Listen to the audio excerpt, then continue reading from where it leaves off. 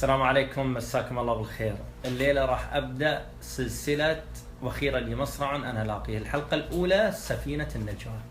هذه الحلقة تعتبر مقدمة للحلقات الجاية.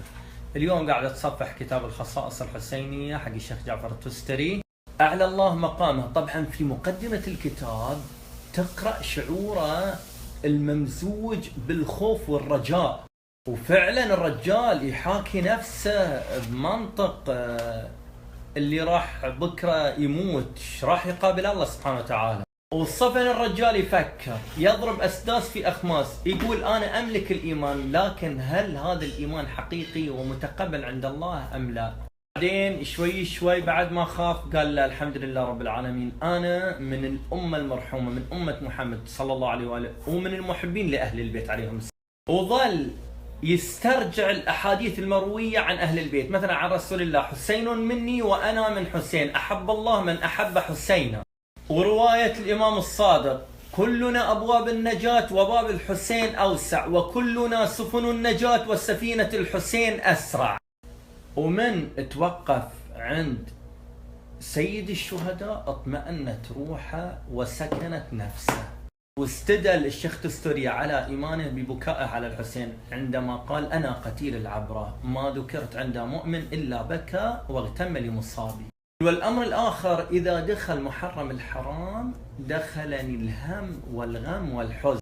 استدل بذلك على علاقته الوطيدة بأهل البيت: شيعتنا خلقوا من فاضل طينتنا وعجنوا بنور ولايتنا يصيبهم ما أصابنا. عن أهل البيت: إذا هلال محرم تعلوهم الكآبة والحزن. وروي عن الإمام الصادق عليه السلام أنه في العشر الأوائل يرى وجهه كئيب كاسف اللون يقيم العزاء، حتى أن يوم دخل عليه الريان بن الشبيب وقال له: يا ابن الشبيب، إن كنت باكيا على شيء فابكي الحسين فإنه ذبح كما يذبح الكبش.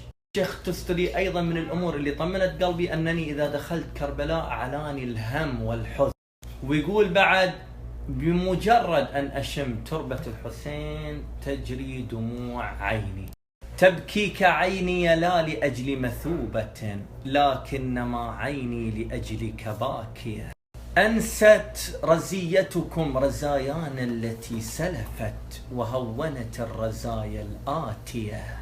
إن شاء الله تكون هذه الحلقات مفيدة وثرية، وأي ملاحظة أو إضافة أكون لكم من الشاكرين.